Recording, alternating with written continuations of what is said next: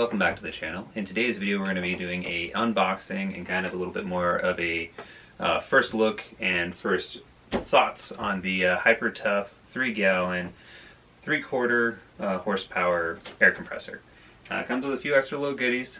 I was in the market for a new air compressor because my little tiny Campbell & Housefield that I've had in here for a while, that's technically a bit underpowered for some of the stuff I was working with, died on me. And I had the switch die on me once before, and I actually ended up just kind of hot wiring it to a sense and then just having it come on every time I plugged it in. Well, it finally ended up seizing on me. And I've had that thing for a while now. I bought it for $1 at a yard sale. Those ones are usually like around 50 bucks or so at Walmart. This one also came from Walmart. I was in a bit of a back and forth with getting the one from Harbor Freight. One of my really good friends has one. It works great, but same situation. The switch died on him pretty quickly, and he ended up having to just link up the two main wires in there and electrical tape them so that way it just kept working for him every time he plugged it in. Kind of one of those things that it is and isn't a problem. It doesn't necessarily bother me, but the other thing that kind of helps make the decision for me was Harbor Freight has been doing a lot of their coupons lately, so it wasn't going to be on sale for me, and this one ended up being $5-10 bucks cheaper, so I ended up saying, hey, why not? This is its competitor. It's the Walmart equivalent, and some of their tools with like the Heart brand and stuff actually look like they're decent. I haven't tried the Hyper Tough, so I was willing to kind of take a gamble and shoot for it and see what it ends up being. So I'm going to give kind of my initial thoughts on it and kind of run down the gauntlet a little bit. So to give you guys a little bit more knowledge that I was able to gather, if you were to buy a 2-gallon 120-150 psi air compressor, is the same equivalent to a 3-gallon 100 psi air compressor.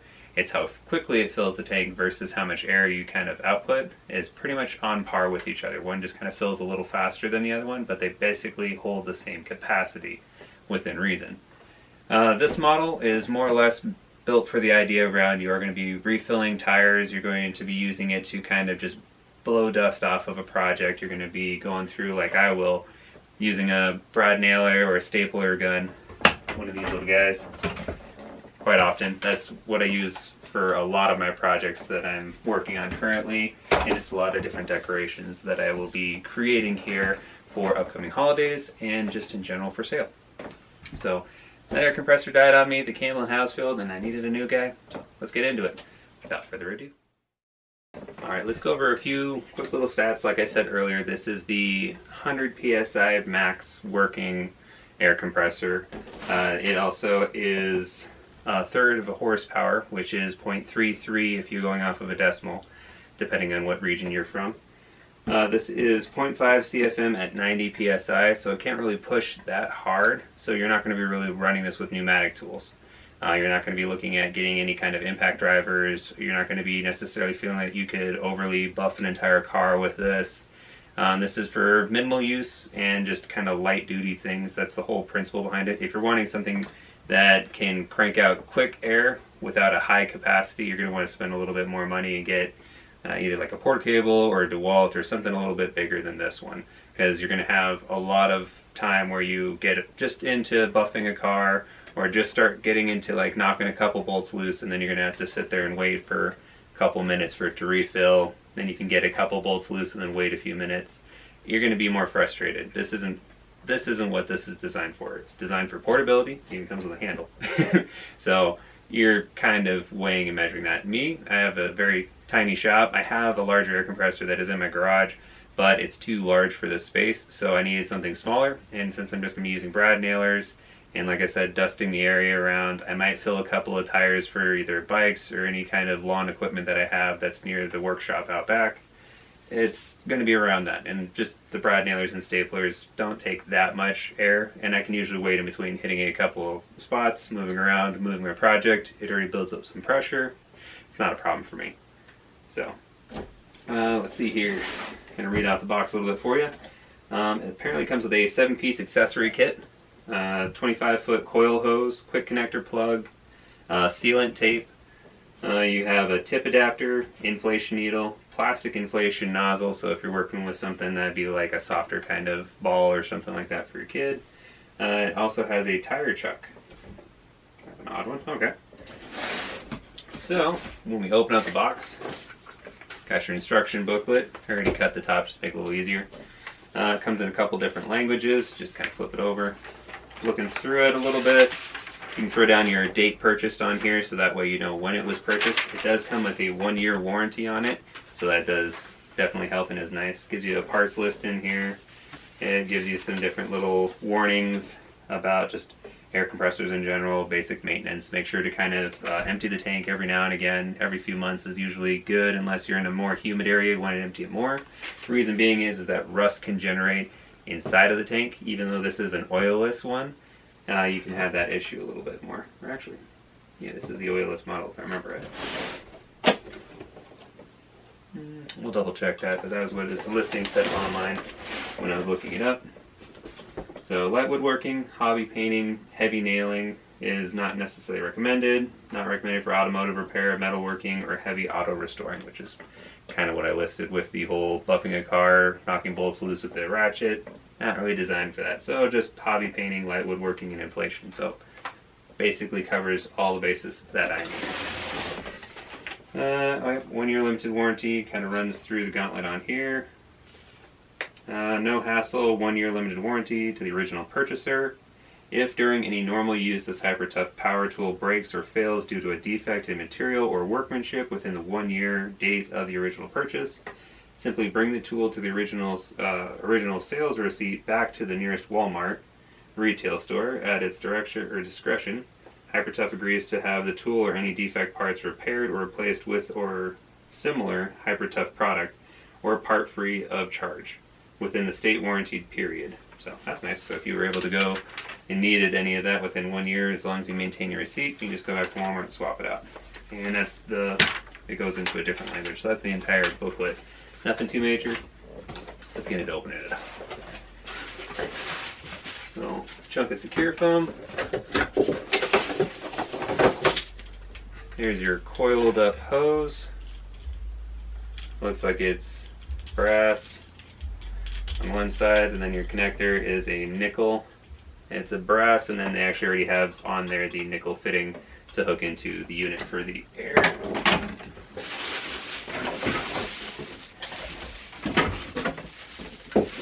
Got our air compressor, another chunk of cardboard, and our little piece kit here. So you have your tire inflator nozzle here. This would be plastic adapter to drop it down into here for the needle, as well as you also have your plastic filler and tape, which is definitely nice, because I don't know how many times in the past I've gotten some new air tool or something and forgot any kind of tape to be able to actually attach any of my components together, which is always a sad day when you have to run to Harbor Freight or Walmart real quick before you can even get on with the project you had already planned on doing. Alright, we got tool compatibility chart. That's nice. Air tool. Alright, you can do air inflation chucks, brad nailers, finishing nailers. Oh, it can't do a mild screwdriver and a grease zerk gun. So the finishing nailer and the screwdriver, it says, is for intermittent use, so don't just consistently feel like you can just absolutely hammer out an entire project with it. Understood for what this pushes out. Grease or caulking gun isn't going to necessarily do 100% of the duty cycle that the gun can do off of what this can actually handle doing. Nice. You can leave that on or take that off. Warning symbol. All of these are described in depth on the tank, but also in the manual. That's what one of the sections was for, was all of the potential issues that you could have just with this overheating, running too long. You have a little bleed off valve here to release any air that's in the tank, so that way you can also get any potential moisture out of it. Actually comes with a little air in it. 5 pounds of air. This has been sitting on a shelf for who knows how long at Walmart, and it had 5 pounds of air in it. I'm a little excited over the idea and thought of that, because some of the air compressors I've had in the past, I even had one for a while that my father-in-law gave me, of the original Harbor Freight one. He ended up needing it back, so I gave it back to him. But when I had it, that one actually had an issue where I could pump it up fully, and if it sat for maybe even like 5-6 hours, it was empty of air. So even when it was fully maxed out, it just always seemed to leak, and you never really heard the leak, was the odd part. It was like everything I tried tightening, I tried re-putting a little tape on it, and it just always seemed to leak somewhere out of like inside the housing on the Harbor Freight model. Now granted, that could have just been one of the ones that I got was just built on a bad Friday and everyone wanted to go home and didn't build it correctly, but still. So that's kind of a little bit of a testament, and I haven't even turned it on yet. Handle feels nice and sturdy. It's a little flexible because, well, it is plastic. Whole unit isn't too heavy. Flipping it over here. Nice little switch. It doesn't feel like something that I could accidentally like bump and turn on or turn off. It's recessed just enough without seeming like super kind of a pain to turn on and off. And the switch isn't on top, which is nice. So if I was to be grabbing the handle, moving this around, or something fell on it, I'm not worried about the switch getting turned on. So it's a nice little added benefit to an extent.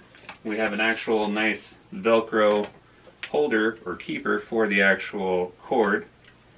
Cord is more of appropriate, thicker gauge. It's not really thin, kind of like flat wire, two-prong feeling, kind of ends up being a three-prong at the end, real cheap cable. This actually feels like a decent cable. Kind of curious to see what gauge it is on here. 300 volts, 18 gauge. So that's not too bad. 18 gauge for this size, pretty well perfect. Now it seems like it's a little off, but actually my workbench has a warble in it, so if I were to move this up, just a little bit of a warble. Let's sit on the ground.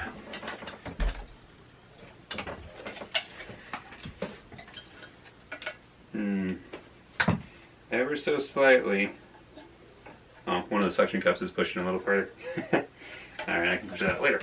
Alright, so all that to say, let's look at the front gauges here. Got your basic adjustment knob. It's got resistance. It's a little loose, but nothing like super strenuous. I'll have to see as I'm using it if it vibrates and becomes less, or if it suddenly increases for whatever reason and becomes more. We got another nickel fitting, but it at least looks like halfway decent one. So it's not something so cheap that you feel like it's just going to snap off.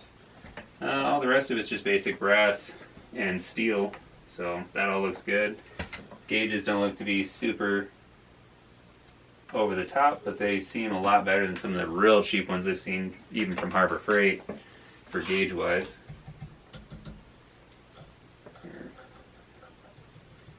Thicker plastic, but they are plastic, and then they have their normal plastic lens on top. I prefer plastic over glass. Just less hassle of me potentially breaking that and cutting my finger. I've had that happen before. Alright, let's plug it in and see just how loud this little noisy guy is. So far from the reviews, it's one of the only negatives I could find was that I hear that they are pretty noisy. So let's hear.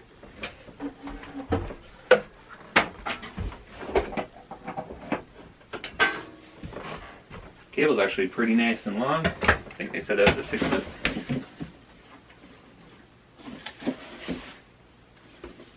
Ooh, 1.7 amps.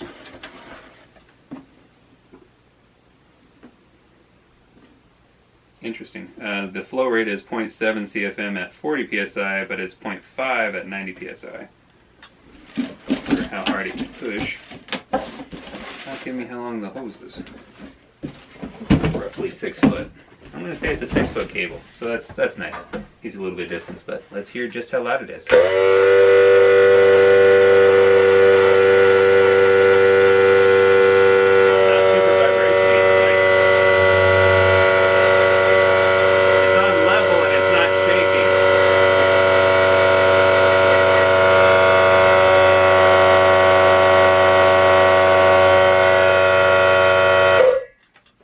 So that was a little bit more of an example to give you kind of an idea of just how loud it is. It's actually not as terrible as that little Campbell and Housefield that I had. It was one of those little tiny donuts. Can't even remember, it was like a gallon.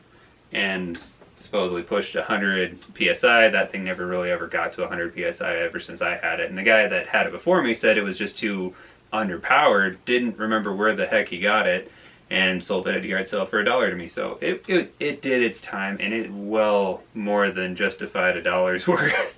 So this little guy so far seems to be pretty good. A little bit odd with the unleveling. I need to mess with that one foot. We're going to pause for just a quick second. I'm going to pump that up so you don't have to listen to the loud noise there for a second, and then we'll do a few tests on it. Alright, so it took me a good solid 5 minutes for it to fully fill up. It was a little odd. It went up to 60 pounds of pressure pretty quickly. It only took it probably about 2 minutes to get up to 60 pounds of pressure. But then from 60 to 100, it took the full 3 minutes, maybe a slight skosh over. I was keeping an eye on the clock, but I didn't know exactly if I started right on time with that. I should put a stopwatch to it, but we'll say roughly about 5 minutes for it to fully fill from nothing, because I did pull the cable, or pull the little cork right here, as you heard earlier, and let out any air it did have, so it was at 0, before I turned it on. Once it fully pressurized up, I just turned the camera back on. There's the faintest little bit of kind of like a venting heat off of the actual little motor as it was compressing. The back is completely cold. The front is cold. Around the gauges is cold. The whole tank is cold. The only point that I can feel heat is if I reach up underneath and almost actually touch the tube that was compressing and pushing all the air into the main chamber. There is the faintest little difference of temperature from the outside over here to here. Otherwise it's cold. So that's nice. This doesn't heat up exponentially from just needing from absolute 0 to 100 pounds or 100 psi. And it is sitting at 100 psi. It is currently on. There's a nice little light that lets you know if it's on or off. So currently it is on. Up to pressure, I'm going to hook up my Diablo hose to it. Bit overkill, rated for 300 psi, and I'm going to hook it up to something that can only pump about 100. Currently I left this gauge at 0, so this is completely loose right now. Clipped, no air leakage, and there's actually a nice rubber grommet on the inside here that as that compresses and pushes in, it retracts that piece. Some of just the basic, even like Merlin brand, which is a little more expensive for Harbor Freight, doesn't necessarily have that. They have really good beads and a good locking once it's in there, and some seating O-rings, but this actually has like a chunk of plastic that I just heard a click of metal. I didn't hear any air actually go through it. So I got my brad nailer. This one's rated for 125 psi maximum. This little guy can't hurt it. Other reason why I kind of like these lighter versions versus if I accidentally did have my other one in the garage pumped up to full max, I think that one's like a 150. It could potentially do damage or blow some of the guts of this out as I'm using it. So I just loaded this up with some basic little brad nails, nothing super crazy. Oh, right. Let's put a little pressure to it.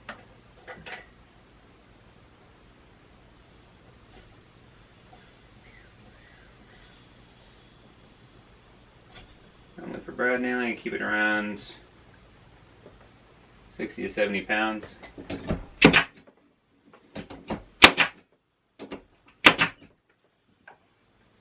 Still a little high actually. Yeah, 60. There we go.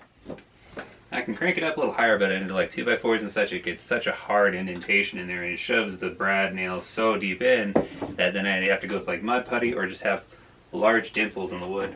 So let's try these two together.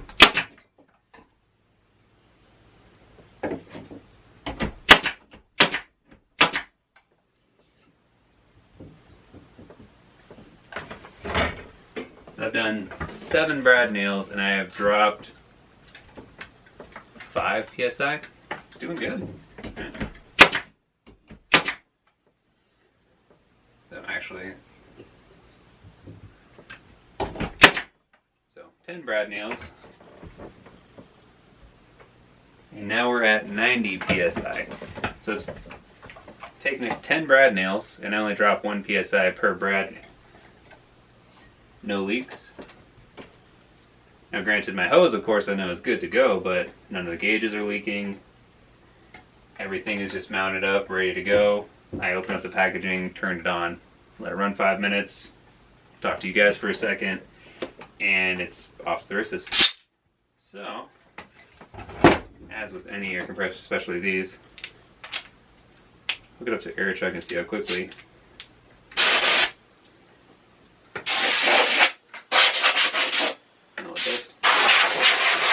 Hose is dusty.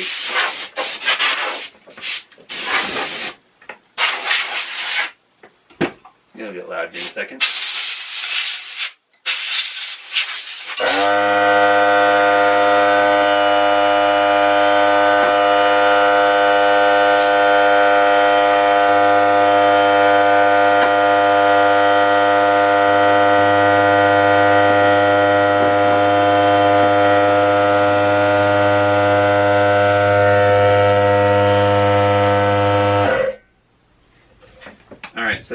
looks like it kicks on right at 70 psi is when it will finally start engaging and start refilling up.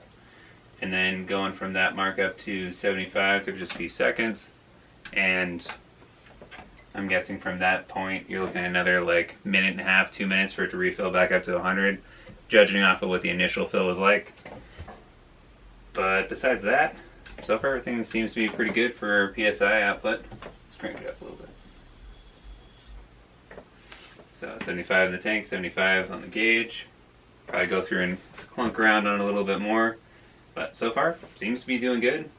It's quiet. There's nothing leaking out of it. I'm quite surprised. In all honesty, Harbor Freight or even Husky ones that I've helped reassemble or bring out of the package brand new when I was working at Pinnacle Glass, and we put one of those big red tanks. We even had some of the black tank ones versions too that are a little smaller from Husky.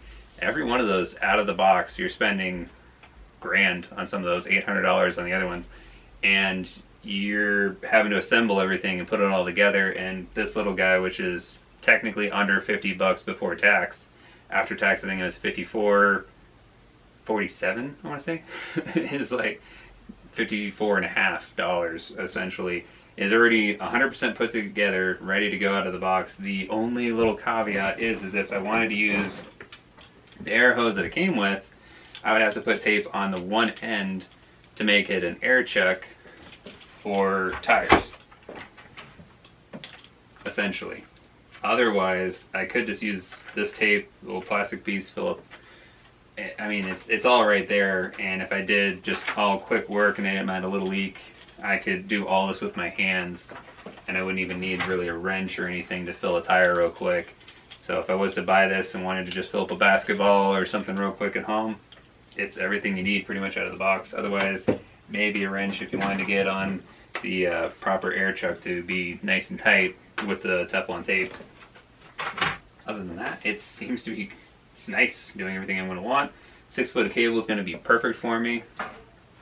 I'm trying to think of any other little things you would really necessarily need. If it's able to use a brad nail and go through everything that I want it to, it could fill up a basketball or anything else. I don't have any basketballs right now that need filled at all. I think I have a soccer ball somewhere, but I'd have to try to find it. But other than that, so far, just kind of a quick little initial opening and look at for this little Hyper Tough 1/3 horsepower 100 psi air compressor.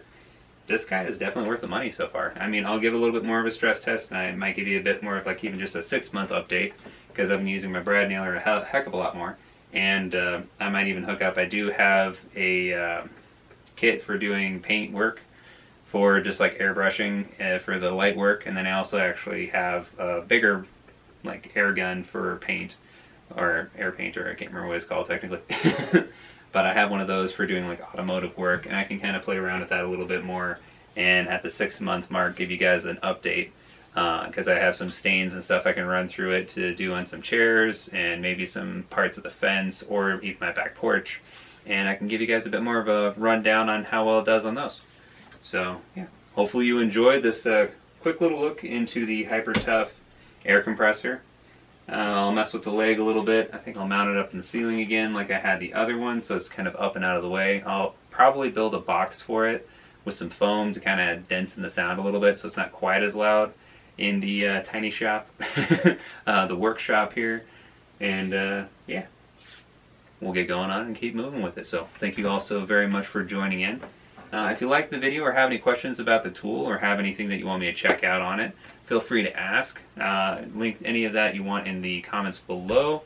If there is anything that I come up with or any kind of changes, or if I have to warranty it out, I'll make an update video for you guys so that way you know when it happened, if it happens, and I'll kind of give you a lowdown on it, and we'll go on from there. But for technically under 50 bucks, 50 bucks around that, it's a phenomenal little air compressor, and I would suggest it to anybody.